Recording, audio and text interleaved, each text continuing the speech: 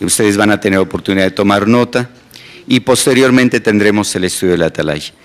Bien, entonces vamos a dejar para este discurso especial a nuestro hermano Rafael Rodríguez Palomares. El tema es, si gustan anotarlo, trabaje duro por la vida eterna. Él con nosotros.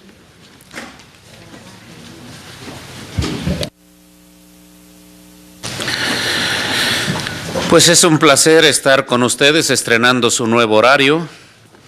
Seguramente van a tener todo un año para acostumbrarse a madrugar un poquito más, ¿verdad? Y tener un día lleno de actividades, lo que indica que se requerirá más de ustedes en lo relacionado con el trabajo, de lo que vamos a hablar esta mañana. ¿Ustedes les gusta su trabajo, el trabajo que hacen personalmente? ¿Están contentos? Excelente. Los siervos de Dios somos gente que nos caracterizamos porque nos gusta trabajar. Y la gente reconoce eso porque cuando conocen a los testigos de Jehová, generalmente prefieren a este tipo de personas para que trabajen en sus empresas o en sus negocios. Hace unos meses tuve la oportunidad de estar en Minatitlán y entonces me pareció interesante el comentario de un hermano que dijo que una de las plantas de Pemex estaba solicitando empleados. Y entonces en el pizarrón que tenían ahí para solicitar los empleados y que otros empleados recomendaran a nuevos, decía que el único requisito que pedían era que fueran testigos de Jehová. Y uno dice, en una planta de esta naturaleza solicitar testigos de Jehová es una indicación que somos conocidos porque nos gusta el trabajo. Disfrutamos de hacerlo. Reconocemos que Jehová nos hizo con un cuerpo tan flexible que puede hacer cualquier clase de trabajos. De modo que entonces no es sorprendente que a ustedes les guste el trabajo. Pero estoy seguro que están conscientes que ninguno de sus trabajos se relaciona con la vida eterna. Porque ninguno de ellos podrá darles como recompensa o como resultado final la vida eterna. Por eso cuando pensamos en trabajar para conseguir la vida eterna, ¿en qué piensa usted? Yo sé en lo que está pensando. Está pensando en su trabajo espiritual, como es la predicación, como es toda actividad teocrática. Pero quizás le sorprenda saber. Esta mañana hablaremos de un trabajo que es más importante que ese. Quizás esto sea sorprendente, pero a través de nuestra consideración usted se dará cuenta por qué. ¿Dónde dice la Biblia que hay otro trabajo que sea más importante que ir y tocar las puertas? Para que usted tenga una idea de lo delicado que es el trabajo al que nos vamos a referir, permítame contarle algo que me contaron hace más de 50 años. Cuando yo era niño de edad escolar, teníamos una maestra, una señora de mayor edad que tenía mucho interés en sus alumnos y quería que aprendiéramos lecciones prácticas desde niños para apreciar los logros en la vida. Y entonces nos platicaba constantemente cuentos, anécdotas, chistes y cosas que grabaran en nosotros la importancia del material que estaba considerando. Y se me grabó mucho una ilustración que nos platicaba muy a menudo para ayudarnos a apreciar el trabajo. Y decía que como niños deberíamos aprender a hacer un trabajo excelente donde quiera que estuviéramos. Y entonces nos platicaba la historia de un hombre que vivía en un pueblo que estaba a la orilla del mar. En ese pueblo se reparaban barcos y se hacían barcos pequeños de madera. Este hombre de la ilustración del cuento era un herrero. Este herrero era conocido no solo en su pueblo, sino en otros pueblos como un hombre cuidadoso, muy meticuloso en su trabajo. Y un día estaba este herrero trabajando en su taller cuando llegaron dos visitantes. Entonces el herrero les dice que lo esperaran si podían para poder a trabajar el metal que tenía caliente. Y los dos visitantes asintieron. de modo que se pararon a distancia y observaban al herrero hacer su trabajo. Y estaban muy impresionados, porque a pesar de estar haciendo un trabajo rústico, el hombre era muy delicado, muy cuidadoso en todo lo que hacía. El hombre, el herrero, estaba haciendo una argolla, y antes de cerrar esa argolla, fue y la metió a otras argollas que ya tenía, porque estaba edificando una cadena, estaba construyendo una cadena. Entonces el hombre, con mucho cuidado y con mucha precisión, cerró la argolla y entonces se puso a probarla para que aquella cadena no se reventara bajo severas presiones. Los dos visitantes, los dos observadores decían: ¿a quién le importa ese trabajo? ¿Para qué tanto cuidado? Es un trabajo rústico, no se notará cualquier cosa. El herrero termina de hacer lo que estaba haciendo, atiende a los visitantes, sigue haciendo su cadena, termina su cadena y va y la lleva a un taller de barcos. La cadena se usa para sostener el ancla de uno de los barcos que se hacían en ese lugar. El barco hace sus viajes de uno a otro lugar, de uno a otro puerto, y parece que nadie se había acordado de aquella famosa cadena y de todo el trabajo implicado en hacer aquella cadena.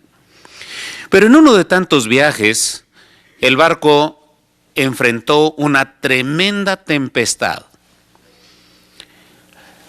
La vida estaba implicada en aquel viaje. Entonces los marineros, asustados, pues no sabían qué hacer para que el barco se mantuviera a flote en medio de aquella tempestad. Entonces dice el capitán: pues tiren todo lo que traiga el barco, que no nos sea útil. Dice, porque quizás así podemos mantenerlo a flote, por estar más ligero. Tiraron todo. Y entonces el capitán dice: bueno, dado que la tormenta no se aquieta, vamos a echar el ancla, a ver si de casualidad no estamos en una parte muy profunda, la cadena llega al fondo y se agarra. Después de arrastrar un buen rato la cadena con el ancla, parece que tocó el fondo firme del mar, y ahí está el barco sosteniéndose y tronaba como que se iba a hacer pedazos con el movimiento. Después de un buen rato, la tormenta se aquieta y entonces todos salen a la cubierta del barco y empiezan a arrodillarse y a hacer sus oraciones a sus imágenes o sus santos predilectos. Pero entonces uno que era medio ateo dice: no, gracias al que hizo la cadena, porque si esa cadena se revienta, todos nosotros hubiésemos perecido. Y quizás usted se pregunta: ¿y eso qué tiene que ver con la vida eterna de nosotros? Bueno, tiene mucho que ver porque, mire, en primer lugar es bueno que usted esté consciente de una cosa: su vida futura depende de una cadena también, de una cadena. Y es interesante que esté consciente de que esa cadena no es familiar, esa cadena no es matrimonial, es personal. Chicos y grandes, hombres y mujeres, jóvenes y viejos, todos dependemos de esa cadena. Desde luego no de una cadena de metal. Y es importante que pensemos en esa cadena por una razón. Quiera usted o no, créalo o no, usted va a experimentar lo que se llama Armagedón. Una tremenda tempestad que lo pondrá a prueba hasta lo máximo. Jesucristo se refirió a esa experiencia como una experiencia que el hombre nunca ha tenido desde su nacimiento, desde su formación, hasta ahora, ni volverá a tener. Eso quiere decir entonces que debemos ser como el herrero de la Ilustración. Dado que vamos a enfrentar una tempestad que nos va a poner a prueba, entonces tenemos que estar seguros que nuestra cadena no se va a reventar al tiempo de la tempestad que se llama Armagedón, antecedida por la gran tribulación que desde luego nos va a sacudir hasta los cimientos. ¿Saben qué consiste su cadena? Mire, vamos a la Biblia y vamos a dirigir toda nuestra atención a la segunda carta de Pedro y usted va a notar allí detalles interesantes. Dice en el versículo 5, segunda de Pedro capítulo 1, versículo 5. Allí va a encontrar usted lo que el apóstol recomienda. Y fíjese lo que dice. Sí, por esta misma razón, contribuyendo ustedes en respuesta a todo esfuerzo solícito, suministren a su fe virtud, a su virtud conocimiento, a su conocimiento autodominio, a su autodominio aguante, a su aguante devoción piadosa, a su devoción piadosa cariño fraternal y a su cariño fraternal amor. 8 hermosas cualidades. Decimos que de estas depende su vida por lo que vamos a considerar a continuación, pero ¿recuerda usted que el herrero hizo pruebas para ver cómo estaba su cadena a medida que iba agregando una y otra argolla? El herrero estaba seguro que su cadena era capaz de soportar tempestades fuertes, tirones fuertes. ¿Está su cadena espiritual lista para enfrentar el Armagedón si comenzara esta noche? Mire, examinemos brevemente el asunto. La primera argolla de nuestra cadena espiritual, y piensen en lo siguiente: ¿qué es más fácil? ¿Trabajar por estas cualidades personalmente o ir y tocar una puerta? Es mucho más fácil ir y hablar de religión, particularmente nosotros, que conocemos mucho de la Biblia, porque nosotros sabemos más que la gente común sobre asuntos religiosos. Pero otra cosa diferente es que usted aprenda a trabajar con usted mismo. Vayamos a la primera argolla, la fe. ¿Qué es la fe? Bueno, la fe, Pablo dice en Hebreos 11:1, que usted conoce bien, que fe es la expectativa segura, la demostración evidente de realidades aunque no se contemplan. Y ese texto es muy fácil de recitar, pero ¿entiende usted realmente lo que Pablo dijo allí? Mire, la gente en su mayoría afirma tener fe sencillamente porque creen en algo. Pero ¿está la fe solamente relacionada con asuntos de creencia? ¿O es solo asunto de creer? No, porque si usted sigue leyendo los versículos siguientes y llega al versículo 6, en Hebreos 11, usted se va a dar cuenta que la fe es una cualidad que está estrechamente relacionada con todo lo que hacemos en nuestra vida. Nuestra vida, nuestras acciones están relacionadas con la clase de fe que tenemos. Y si usted quiere saber cómo está su fe en este momento, solamente piense en lo siguiente. Fíjese lo que dice Hebreos 11:6. Sin fe es imposible serle de buen agrado a Dios, porque el que se acerca a Él tiene que creer que Él existe y que llega a ser remunerador de los que le buscan solícitamente. ¿Nota usted que no es solamente asunto de creer? No, no es asunto de creer. Son asuntos más delicados. Tiene que ver con nuestras acciones. Y para esto usted sería bueno que se examinara y se preguntara: ¿le agrada a Dios la manera en que me comporto en la escuela? Por ejemplo, si es un niño o un joven que esté en la secundaria o la universidad, ¿le agrada a Dios la manera en que se comporta y la manera en que habla? ¿Le agrada a Dios la manera en que se trata como familia, en que se tratan como familia? ¿Le agrada a Dios la manera en que usted atiende sus asuntos comerciales, sus asuntos de negocios, sus asuntos de trabajo? Esto es importante, hermanos, porque la gente que dice tener fe cuando tiene oportunidad de hacer lo malo, lo hace porque su fe no es tan fuerte como para desanimarlo de hacer lo incorrecto, de hacer lo que desagrada a Dios. Por ejemplo, Si alguien ve dinero por ahí mal puesto, lo toma si se asegura que nadie lo ve y se lo echa a la bolsa. Su fe no fue tan fuerte como para desanimarlo de aquella acción incorrecta. Lo mismo es cierto con relación a la fornicación, el adulterio, el robo, la borrachera, el fumar, porque a veces decimos, pues si nadie nos ve, nos podemos escapar, salir bien librados. Pero su fe no es tan fuerte como para desanimarlo. De modo que si su fe no tiene esa fuerza, esa capacidad de mantener delante de usted lo que agrada y lo que desagrada a Dios, es necesario trabajar por nuestra fe. Que sea una fe sólida, que nos lleve vivos a través de la gran tribulación y el Armagedón.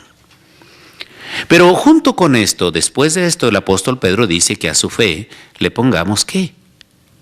¿Qué más le vamos a poner? ¿Se fijaron en las cualidades que leímos? ¿Cuál es la que sigue, hermana?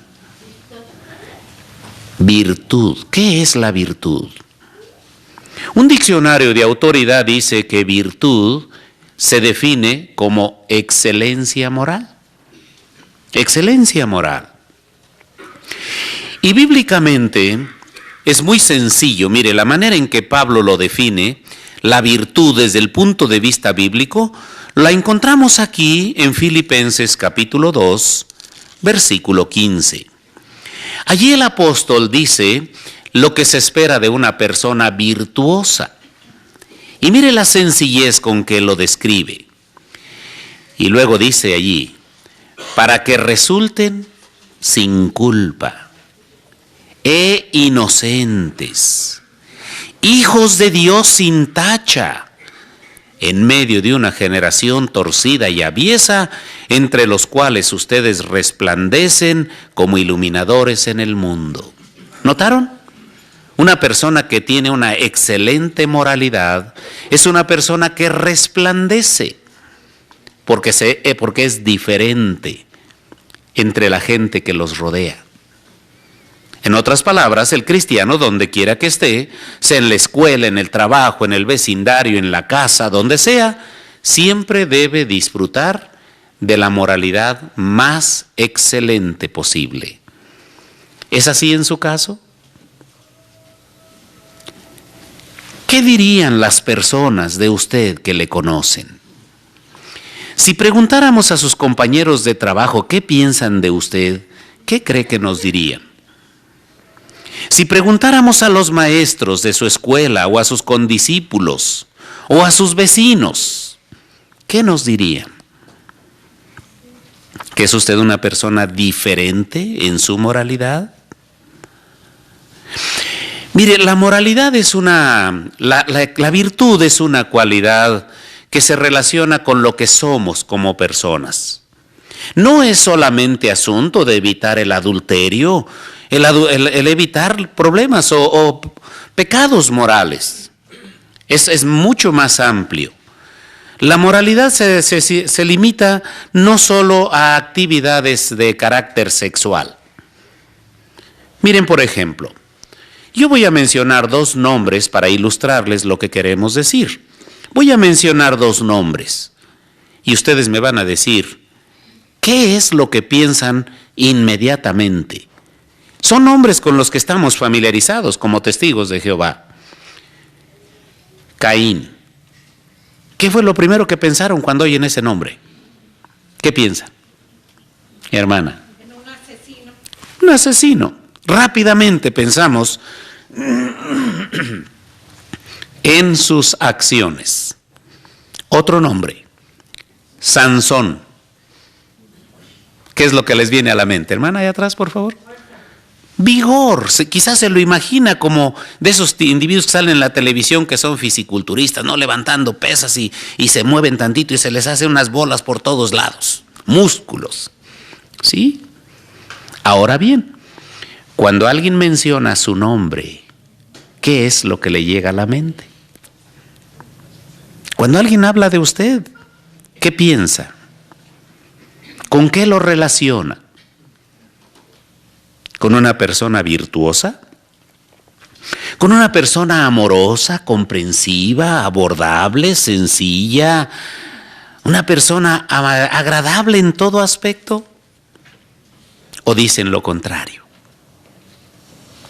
Cuando hablan de usted, inmediatamente viene a la mente que es usted una persona difícil de tratar, que es una persona orgullosa, engreída, vanidosa, sensitiva, melindrosa. ¿En qué piensan? Usted sabe lo que la gente piensa de usted.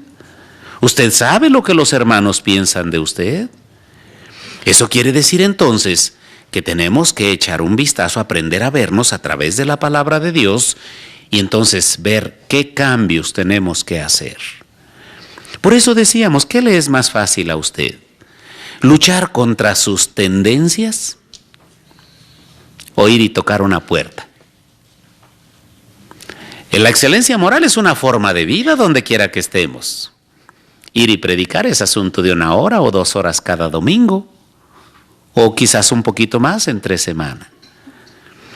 De modo que qué difícil es luchar contra esas tendencias inmorales que nos rodean ahora, particularmente si no tenemos cuidado en la manera en que alimentamos nuestra mente con lo que vemos y con lo que oímos. Cada día los programas de televisión son más crudos, son más desvergonzados.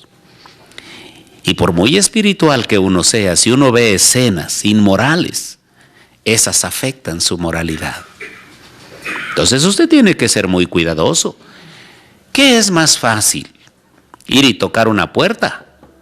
¿O tener la fuerza de voluntad y apagar la televisión? ¿O cambiar de canal cuando hay escenas que ponen en peligro nuestra alimentación espiritual?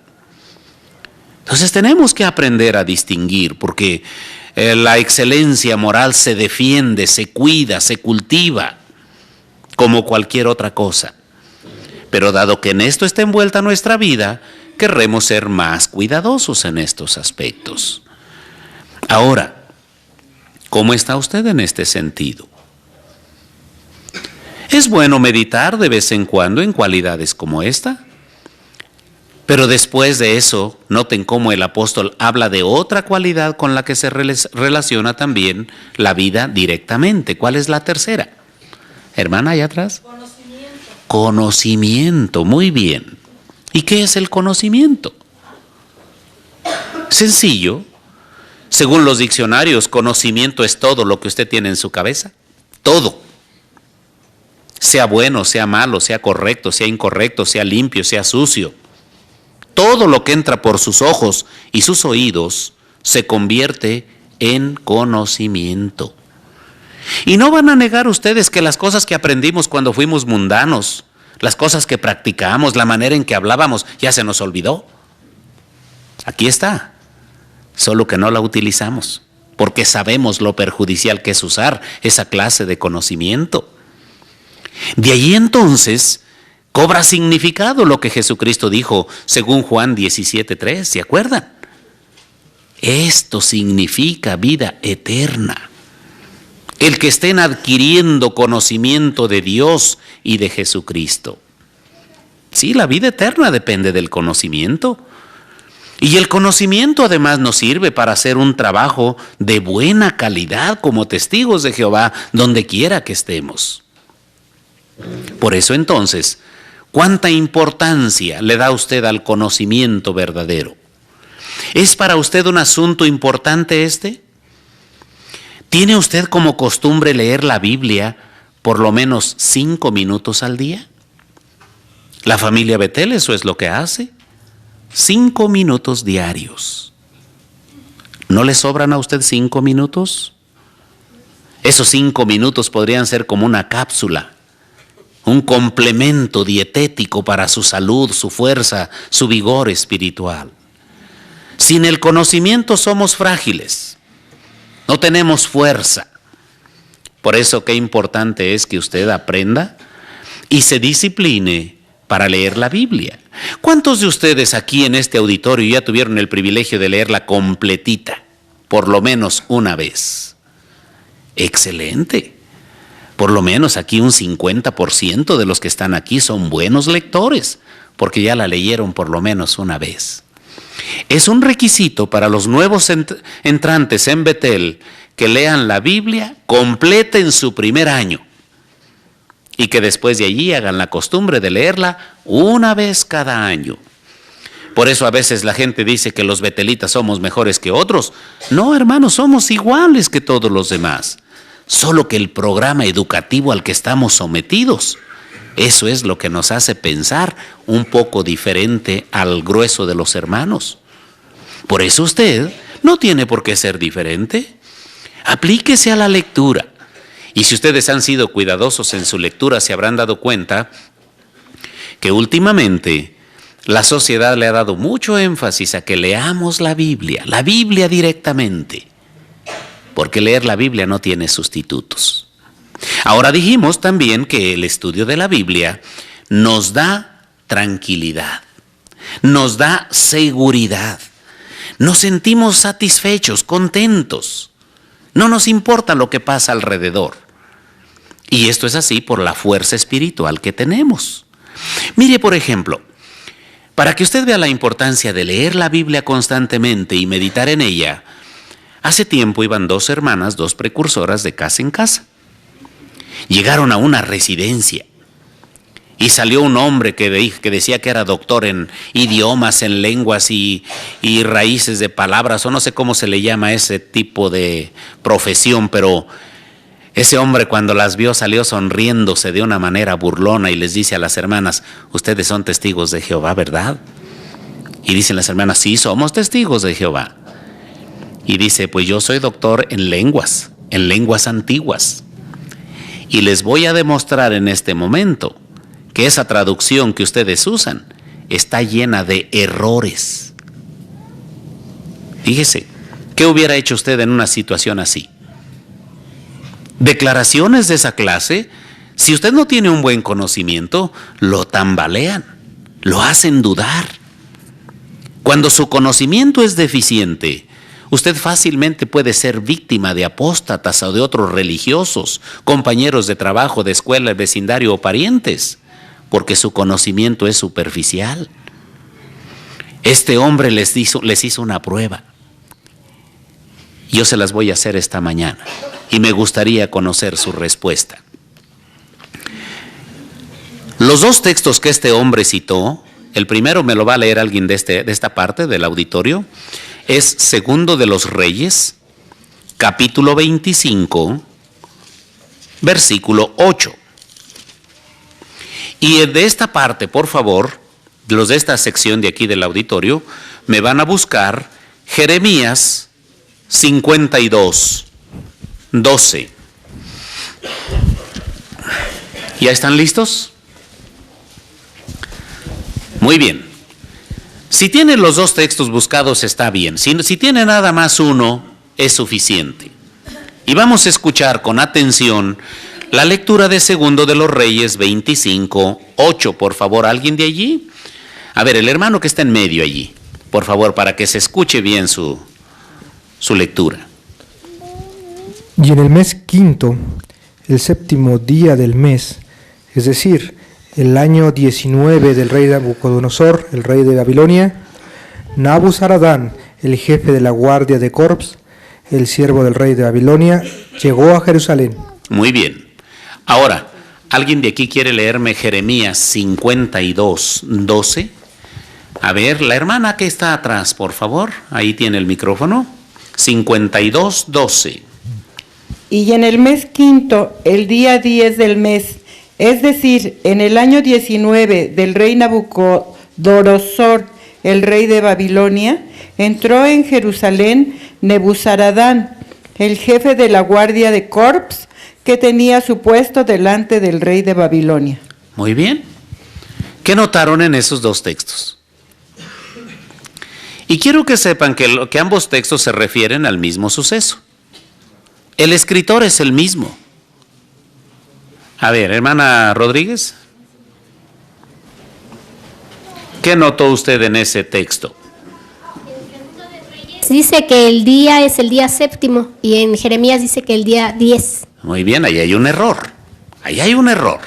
¿Otra cosa que haya notado alguien? A ver, hermana, ahí, por favor. que en los Reyes dice Nabucodonosor y aquí en Jeremías dice Nabucodonosor. Bien, ¿es el mismo o es diferente rey o por qué el cambio de nombre? ¿Verdad que sí tiene errores la Biblia? ¿Verdad que sí tiene contradicciones?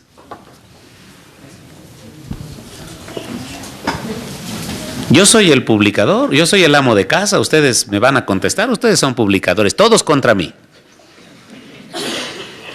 A ver, ¿qué respuesta darían? Hacemos esto, hermanos, no con el motivo de probarles que no sepan. Yo les voy a decir por lo menos una de las respuestas. Pero eso es solo para ilustrar la importancia de leer, de estar convencidos de que el conocimiento que tenemos es un conocimiento sólido, firme, que ninguna declaración nos va a mover. Ninguna declaración de cualquier tipo de gente que venga nos va a mover de nuestra convicción, gracias al conocimiento. En la primer punto de los días, la diferencia de 3 días que ustedes notan allí, la respuesta está en los textos. Solo que qué bueno que ahora vamos a empezar en esta semana ya con un nuevo programa de la escuela donde se nos va a enseñar a leer. No sabemos leer.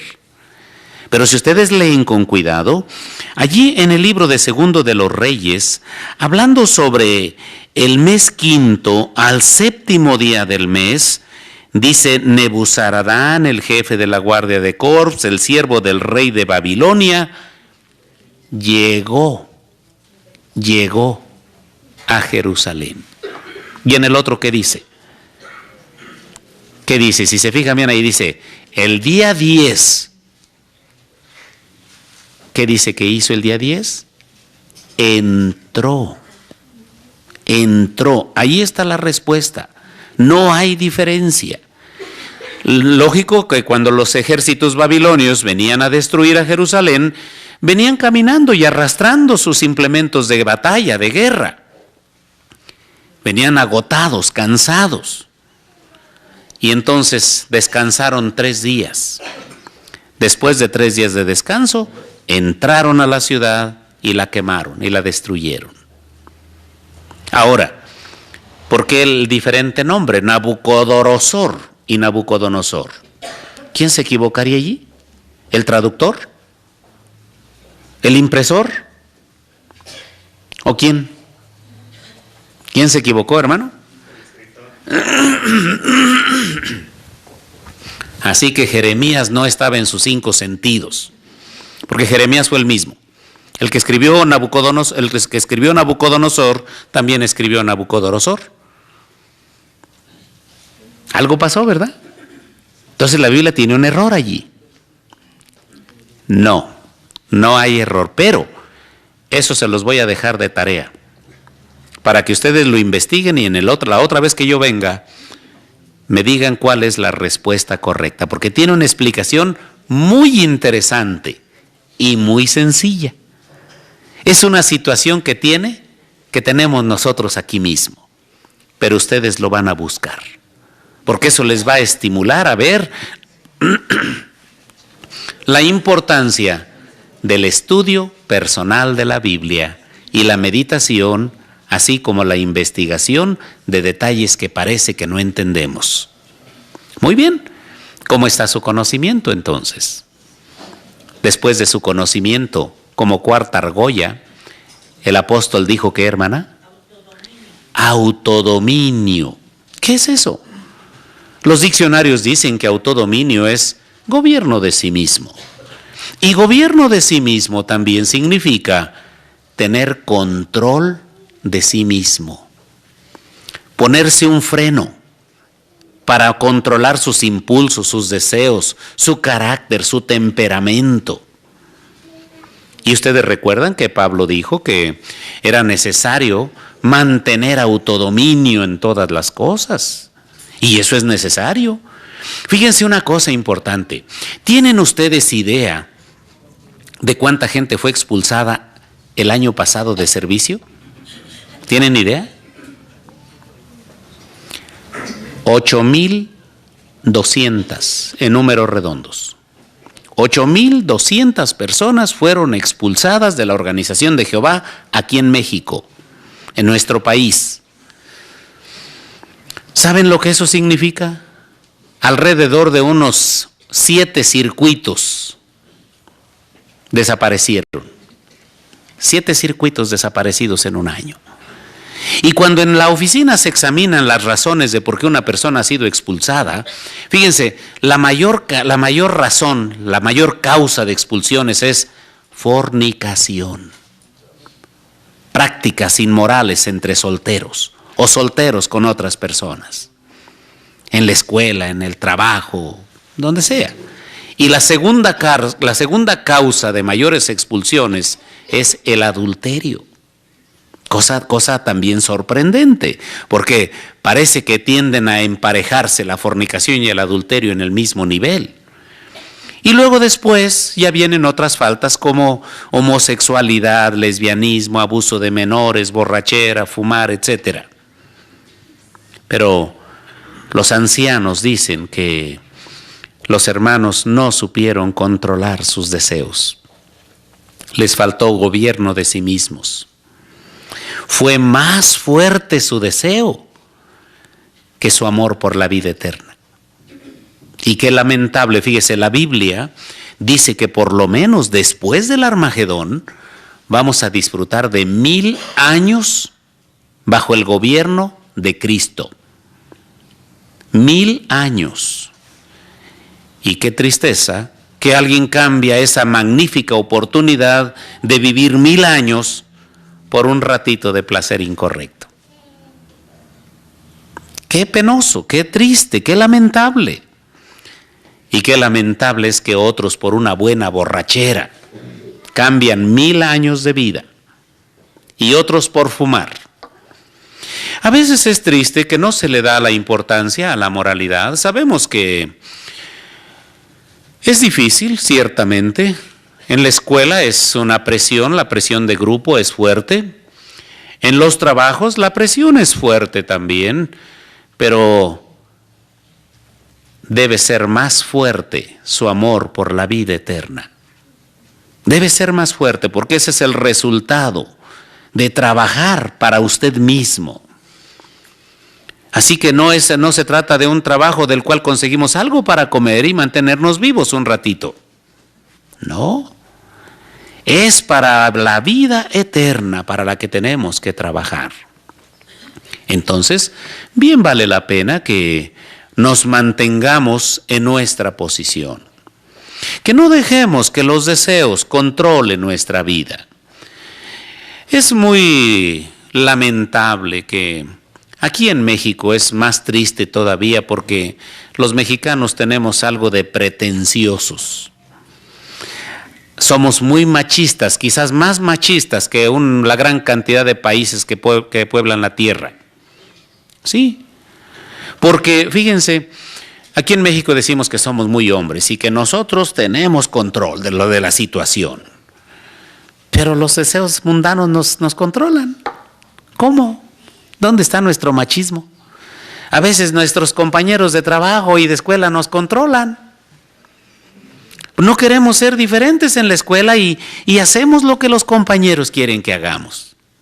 ¿Dónde está el gobierno de sí mismo? ¿Dónde está ese machismo? ¿Dónde está ese control de la situación?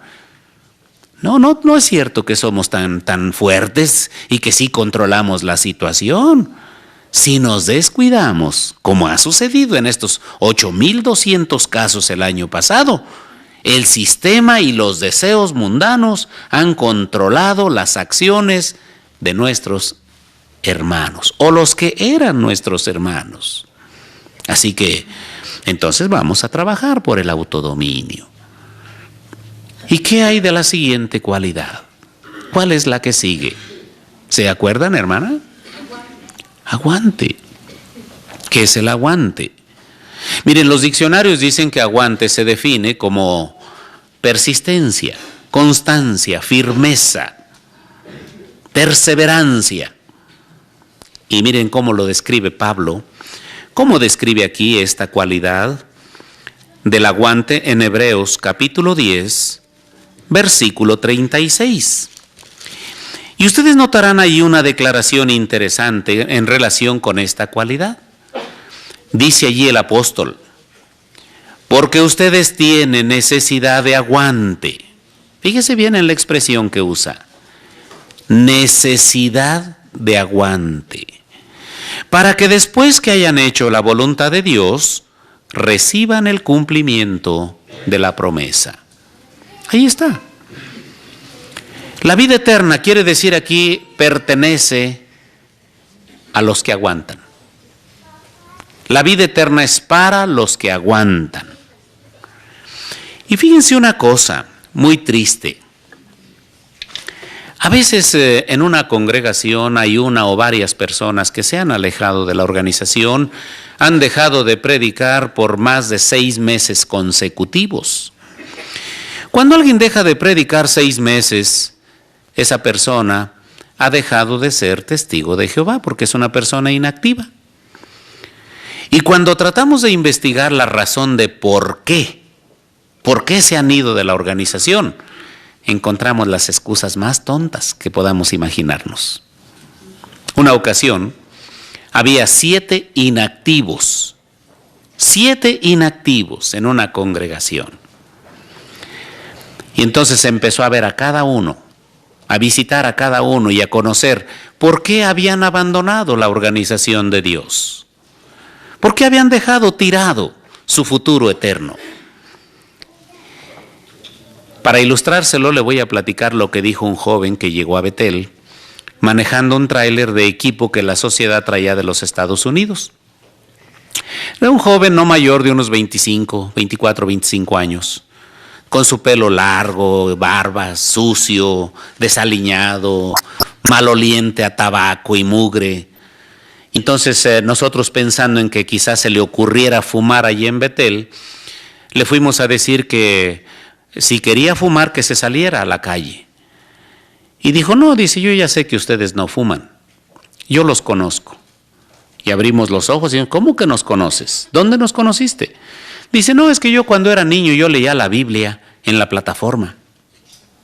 ¿Y qué te pasó? ¿Por qué te alejaste?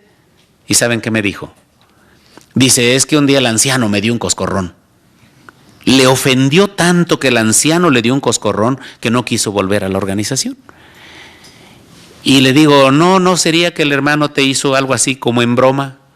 Dice: pues como quiera que lo haya hecho. Y dice: a mí me dolió mucho y me avergonzó delante de los demás. Nunca pudo superar una situación de esa. Le digo: bueno, ¿y tu familia no te ayudó? Dice: no, dice, mi familia solo somos mi mamá y yo. Le dije: ¿tu mamá no estudiaba? Dijo: pues sí, también. Pero ya se alejó. ¿Está bien tu mamá? Dice: no, ella también se alejó. ¿Y por qué se alejó? Dice: porque los ancianos le dijeron que al salón del reino debería de venir con su vestido como una dama, no con pantalones, porque el pantalón es informal. Se sintió tan ofendida la mujer que madre e hijo abandonaron todo. ¿Le parece a usted razonable eso? Le decía yo de esos inactivos que se encontraron en una congregación y cuando se les fue a buscar, dicen: no, dices que un día le pedí al anciano que me prestara 50 pesos y no me los quiso prestar. Por eso se fue, por 50 pesos. Y una hermana dijo: no, dices que encontré a fulanita en la calle y no me saludó. Y ahora para que se le quite ya no voy a las reuniones. ¡Qué tontedad! Y otra joven dijo: no, dices que lo ven a uno, dice, le arrugan la nariz y la frente. Dice: no, dice, yo ya no voy, dice. Imagínense, hermanos, solo por eso dejaron de asistir a la organización de Dios, abandonaron todo. Y así podríamos encontrar tonterías de esa clase. Por eso decimos correctamente que una persona sensitiva, melindrosa, quisquillosa, que todo le molesta, que todo le incomoda, que si ve a 2 hermanos platicando, ya está pensando que están hablando de él. Que si alguien está distraído con sus muchos problemas de la vida diaria, no le saluda, no le habla, porque está preocupado por otras cosas, eso es razón suficiente para que abandonemos a Jehová. Alguien que es así, hermanos, no sirve para el reino de Dios. Alguien que es como un terrón de azúcar, que le cae una gota de agua y se desbarata, no sirve para el reino de Dios. Y si alguien es así de melindroso y de quisquilloso y que todo le molesta, dedíquense a otra cosa. Dedíquense a otra cosa. Porque la vida eterna pertenece solo a la gente que aguanta. Por eso Pablo dijo con mucha propiedad, pórtense como hombres. Y no quiso decir que las mujeres deberían ocupar el lugar de nosotros, no. Pablo estaba haciendo la comparación no entre el hombre y la mujer, sino entre el hombre y el niño. Porque a un niño usted lo empuja y lo tira y lo lastima. Pero empuje a un hombre grande, a alguien que ya está macizo, desarrollado, a ver si lo tira. No lo tira, y si lo tira le va a costar mucho trabajo. Por eso Pablo dijo, pórtense como hombres. Y la actitud de nosotros, hermanos, debería ser como la que Pablo mismo describe aquí en su carta a los Romanos capítulo 8. Fíjense cómo describe muy bien Pablo allí cuál debería ser nuestro sentir, nuestra actitud personal. Dice el versículo 35 del capítulo 8, ¿quién nos separará del amor del Cristo? ¿La tribulación? ¿La angustia? ¿La persecución? ¿El hambre? ¿La desnudez? ¿El peligro? ¿La espada? Fíjense cuántas cosas dice Pablo aquí. La desnudez, el hambre, la pobreza, la miseria. ¿Qué nos va a separar del amor de Dios? Pero fíjense cómo contesta en el versículo 38. Porque estoy convencido, fíjense, convencido de que ni muerte, ni vida, ni ángeles, ni gobiernos, ni cosas aquí ahora, ni cosas por venir, ni poderes, ni altura, ni profundidad, ni ninguna otra cosa podrá separarnos del amor de Dios que está en Cristo Jesús nuestro Señor. Nada, absolutamente nada debería sacarnos de la organización de Dios. Si a mí no me quieren en esta congregación, ¿qué voy a hacer? Pues me voy a otra. Aquí tenemos 11,000 congregaciones en el país. Aquí en este salón se reúnen 5 congregaciones, incluyendo una de señas. Si no me quieren en esta congregación, vengo a la que sigue. ¿Dónde está el problema? Si me corren por esa puerta, pues me meto por una ventana, a ver por dónde me meto, pero yo me meto. Esa debe ser nuestra actitud. Pero si nos molestamos porque alguien se me quedó viendo y me molesto porque no me saludó, me molesto porque no me prestaron 10 pesos o 50 pesos, no servimos para el reino de Dios, porque el Armagedón va a poner a prueba nuestros sentimientos. Así que a mostrar aguante. ¿Y después del aguante qué? ¿Qué le vamos a poner al aguante? ¿Alguien? A ver, hermana. Devoción piadosa. Y en 1 Timoteo 4, 7 y 8, Pablo dice que la devoción piadosa encierra promesa de vida de ahora y de la que viene. Qué importante es esa cualidad. Pero ¿qué es devoción piadosa? Hermana, ¿qué es devoción piadosa? Lealtad personal hacia Dios. Bien, el libro Perspicacia dice que la devoción piadosa es servicio, reverencia y adoración. Fíjense, esas son 3 cosas. Los diccionarios dicen que la palabra devoción significa adoración.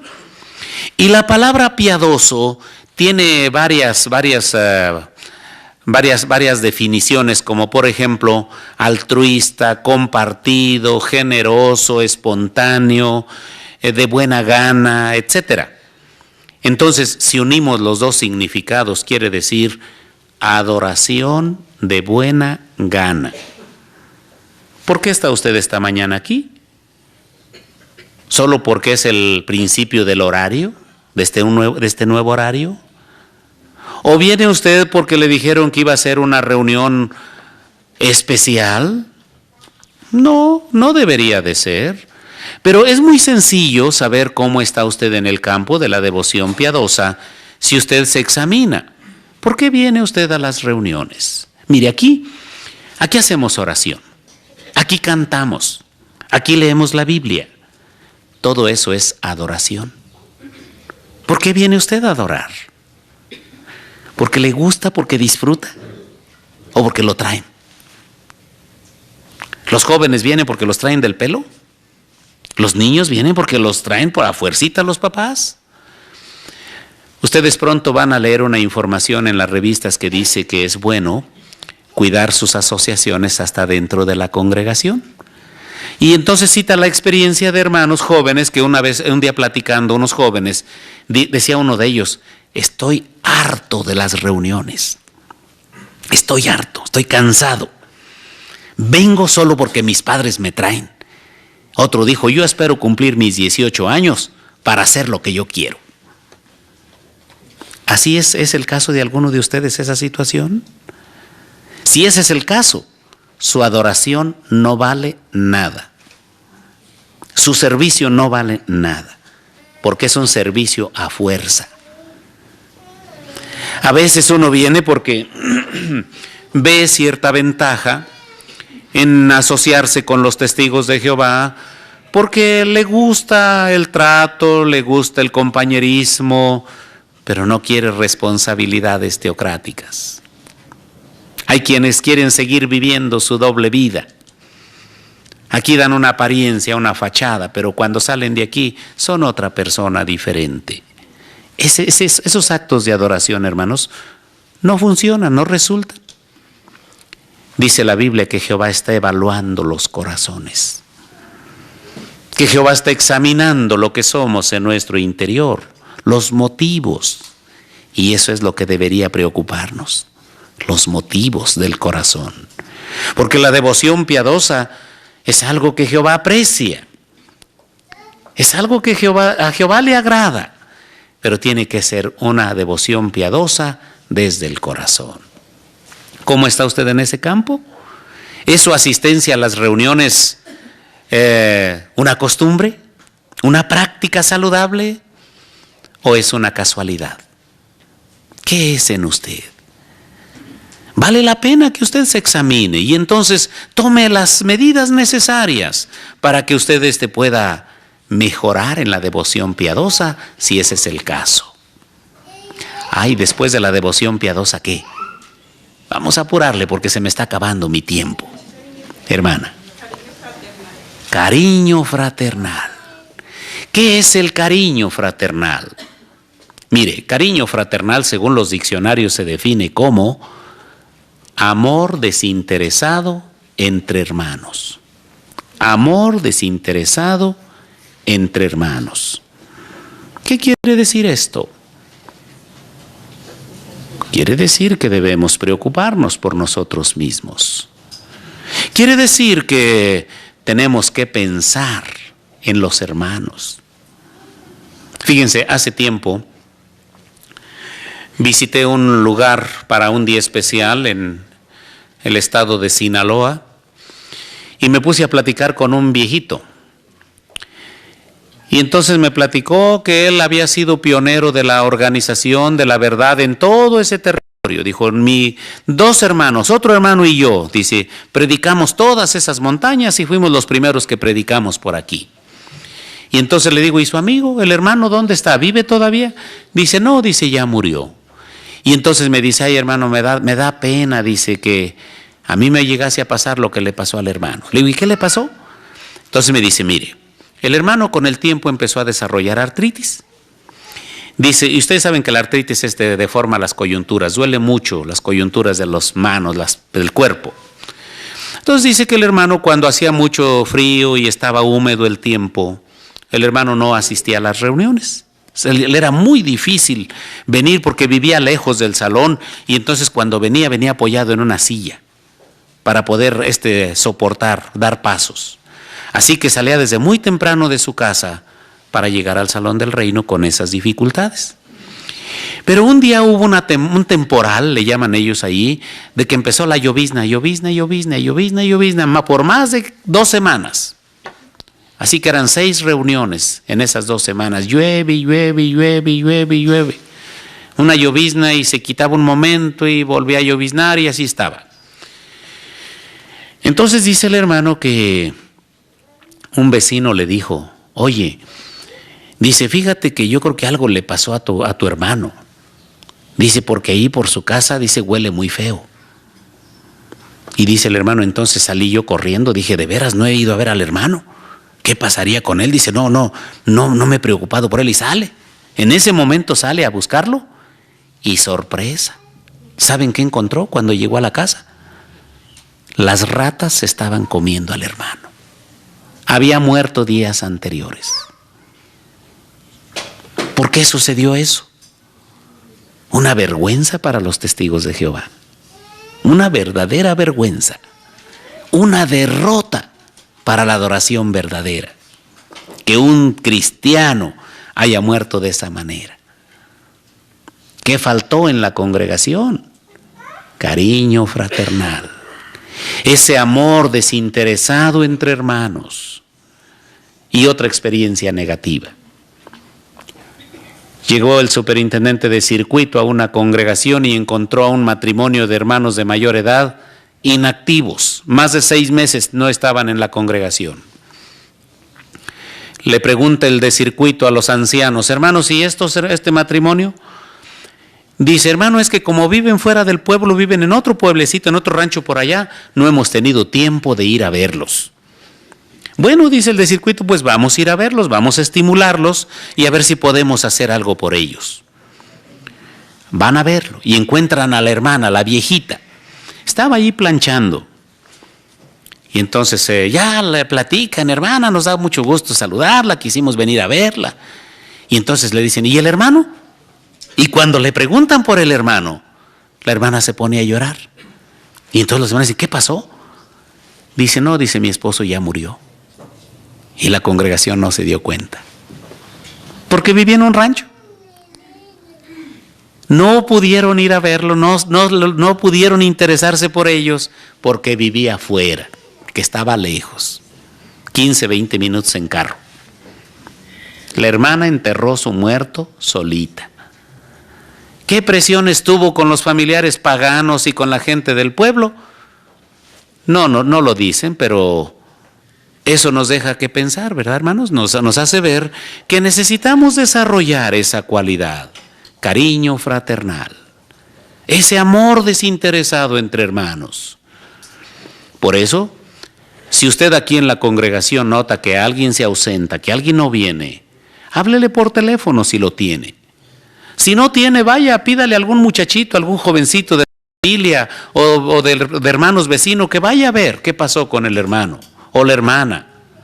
No queremos recibir sorpresas de esa clase. Generalmente no platicamos experiencias de este tipo, pero estas experiencias negativas a veces son saludables porque nos permiten ver lo que tenemos que hacer. Fíjense, es muy importante que nos preocupemos unos por otros. Por eso pregúntese, ¿qué hay del ambiente en la congregación? ¿Hay una preocupación genuina por los hermanos? ¿Nos inquieta el que a veces no vienen a las reuniones?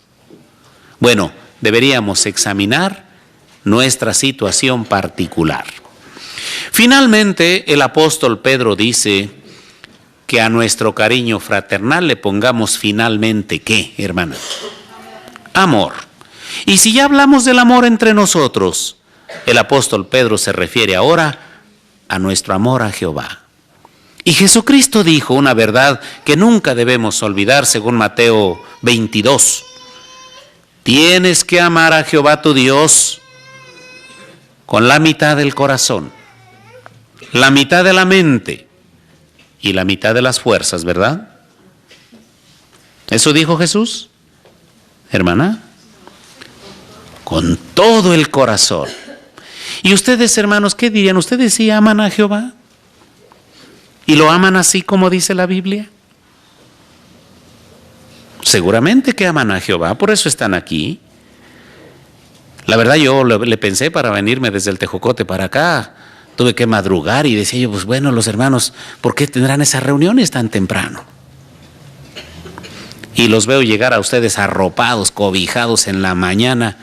Digo, verdaderamente se requiere mucho amor a Jehová para venir. Pero me dio gusto ver que empezaron a llegar poco a poco, aunque entumidos y con mucha cobija encima, pero llegaron. Y eso es lo importante. Bueno, pero ¿saben ustedes que el amor a Jehová solo se puede demostrar de dos maneras? Porque es muy fácil decir que amamos a Dios. Eso todo el mundo lo dice. Pero el amor a Dios solo se demuestra de dos maneras. Una, respeto y obediencia. Si usted respeta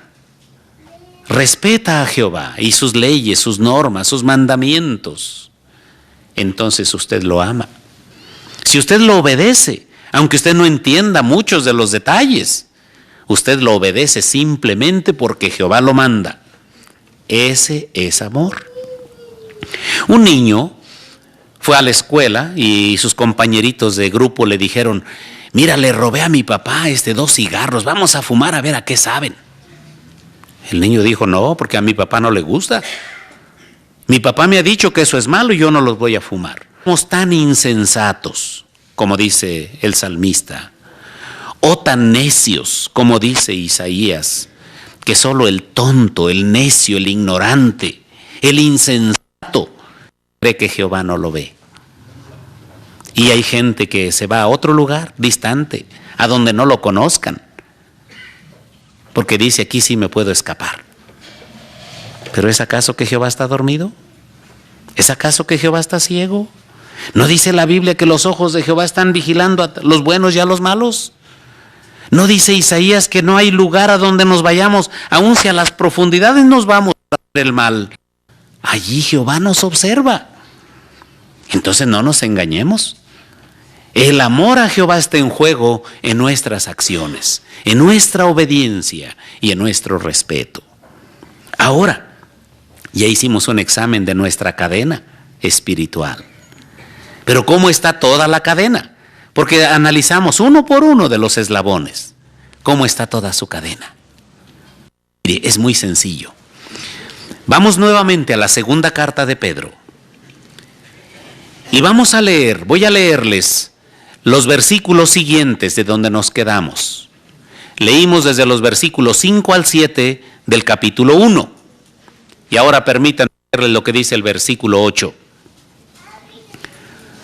Porque si estas cosas existen en ustedes y rebosan, impedirán que ustedes sean inactivos o infructíferos respecto al conocimiento exacto de nuestro Señor Jesucristo.